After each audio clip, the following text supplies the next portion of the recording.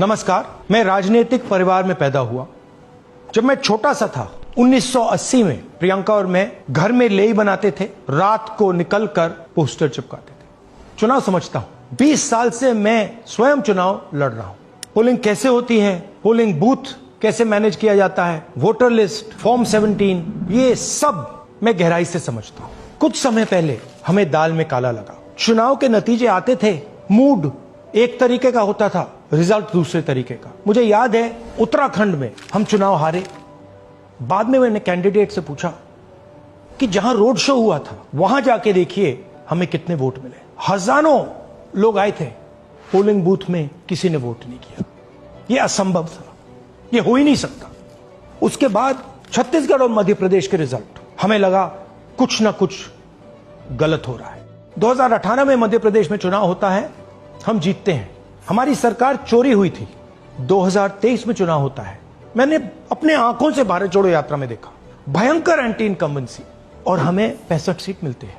Impossible, हो ही नहीं सकता। और फिर महाराष्ट्र में पहली बार हमें सबूत मिला।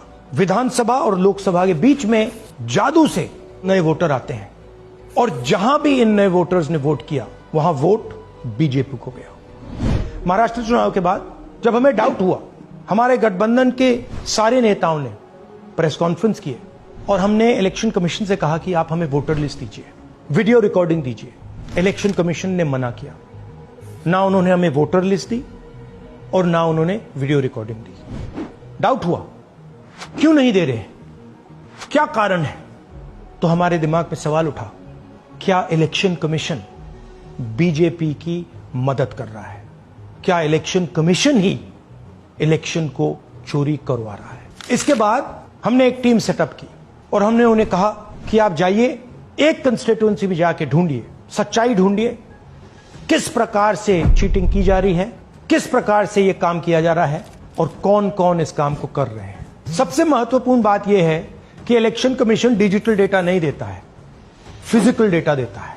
मतलब लाखों कागज में वोटर लिस्ट दे देगा, मगर डिजिटल वोटर लिस्ट किसी को कभी नहीं देता। क्यों नहीं देता? कारण क्या है?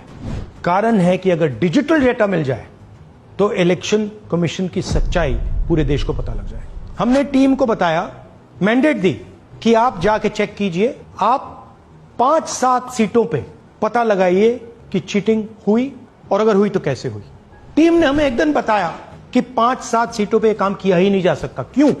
मैंने उनसे पूछा क्यों नहीं किया जा सकता। उन्होंने मुझे ये कागज दिखाए। ये जो कागज हैं, ये एक लोकसभा के कागज नहीं है, ये एक विधानसभा के कागज है, और इन कागजों को हमने मैन्युअली सॉर्ट करना पड़ा। और पूरा का पूरा काम जो हुआ है, इसमें 6 महीने लगे हैं, और एक असेंबली सीट में हम ये काम कर पाए हैं। क्यों? क्योंकि डिजिटल डेटा नहीं दिया जाता। अगर इलेक्शन कमीशन ने हमें डिजिटल डेटा दिया होता तो हम ये कार्रवाई पूरे देश में, हर लोकसभा में, हर विधानसभा में 15 मिनट में करके दिखा देते। हमारे पास अनलिमिटेड रिसोर्सेज नहीं है, इसलिए हमने ये रिसर्च सिर्फ एक लोकसभा में, एक विधानसभा सीट में की। मगर मुझमें अब पूरा भरोसा है कि ऐसी 100 से ज्यादा सीटें हैं हिंदुस्तान में। जो यहां हुआ है उन सीटों में भी हुआ है। और याद रखिए, अगर बीजेपी को 10-15 सीटें कम आती तो आज नरेंद्र मोदी प्रधानमंत्री नहीं होते, इंडिया गठबंधन की सरकार होती। जांच ने 5 तरीके की चोरी पकड़ी है। डुप्लीकेट वोटर, जिसका मतलब एक वोटर के नाम वोटर लिस्ट में अनेक जगह आ रहे हैं। फेक एड्रेस, मतलब एड्रेस है ही नहीं, या फिर house number 0। Bulk voter in single address, मतलब एक छोटे से घर में 40, 50, 60 लोग रह रहे हैं। इनवैलिड फोटोज, छोटी सी फोटो है या फिर फोटो ही नहीं है, और वो जो छोटी फोटो है वो दिखती भी नहीं है। कौन है, किसका चेहरा है, नहीं पता लग सकता। Misuse of form 6। Form 6 first time voters के लिए होती है, मतलब जिनकी एज 18-20 साल की हो, मगर वोटर लिस्ट में 90 साल के लोग फॉर्म 6 का प्रयोग कर रहे हैं। चुनाव में 6,50,000 वोटर थे, उसमें से 1 लाख चोरी के थे। अब मैं आपको 5 उदाहरण देता हूं। यह देखिए, गुरकीरत सिंह डांग, इसका नाम 4 अलग अलग बूथों पे आता है। यह कैसे हुआ और क्यों हुआ? एक और उदाहरण, विशाल सिंह, वाराणसी में वोटर लिस्ट में नाम है और बेंगलोर में 2 बार वोटर लिस्ट में नाम आता है। क्या ये वाराणसी में वोट कर रहे हैं या बेंगलोर में वोट कर रहे हैं या दोनों जगह वोट कर रहे हैं? एक और उदाहरण देखिए, हाउस नंबर 0। तो आपने कभी सुना है हाउस नंबर 0? हमने तो नहीं सुना था, मगर बेंगलोर में हजारों हाउस नंबर 0 हैं वोटर लिस्ट पे। हाउस नंबर 35 की कहानी सुनिए। छोटा सा घर है, ज्यादा से ज्यादा 4 लोग रह सकते हैं, मगर इस 35 में 80 लोग वोटर लिस्ट में रजिस्टर्ड है। ये ईआरओ ने कैसे अप्रूव किया, क्यों अप्रूव किया, पता लगाना है। अच्छा, अब ये देखिए वोटर लिस्ट, इनकी फोटो देखिए, या फोटो है ही नहीं या फिर छोटी छोटी फोटो है जो दिख नहीं सकती। इन वोटर आईडीज पे वोट दिया गया है। अब मैं आपको बताता हूं शकुन रानी की कहानी। फर्स्ट टाइम वोटर बनी है, 70 साल की आयु है। एक बार फॉर्म 6 का प्रयोग किया और उसके कुछ ही महीने बाद दूसरी बार फॉर्म 6 का प्रयोग होता है। 2 बार इनका नाम वोटर लिस्ट में आता है और फर्स्ट टाइम वोटर की लिस्ट में आता है। ये फर्स्ट टाइम वोटर हो ही नहीं सकती। तो क्या शकुन रानी जी ने वोट किया या किसी और ने शकुन रानी जी के लिए वोट किया? ये ही छुपाने के लिए सीसीटीवी का डेटा हमें नहीं दिया जा रहा है।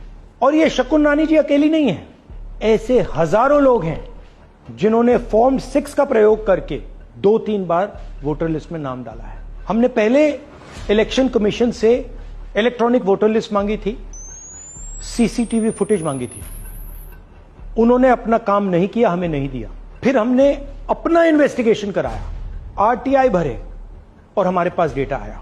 भाई और बहनों, सच्चाई यह है कि हिंदुस्तान में इलेक्शन कमीशन और बीजेपी मिलकर इलेक्शन चोरी कर रहे हैं।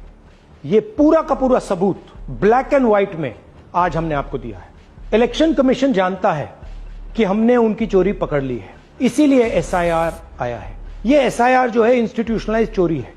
इलेक्शन कमीशन खुलकर बिना डरे बीजेपी के साथ मिलकर चोरी कर रहा है। और ये जो एसआईआर है, इसका लक्ष्य गरीबों का जो हक है, उनका वोट जो है, उनसे चोरी करने का है। मैं आपको एक और बात बताना चाहता हूं। इस पूरी इन्वेस्टिगेशन में हमने वोटर एडिशन को देखा है, मगर जितना एडिशन होता है शायद उससे ज्यादा डिलीशन होता है, सबट्रैक्शन होता है।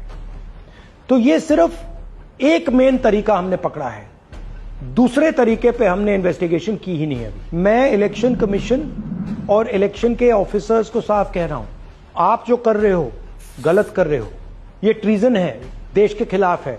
यह मत भूलिए, टाइम आएगा हम आपको पकड़ेंगे, बचने वाले नहीं हो। It is critical that we expose voter चोरी।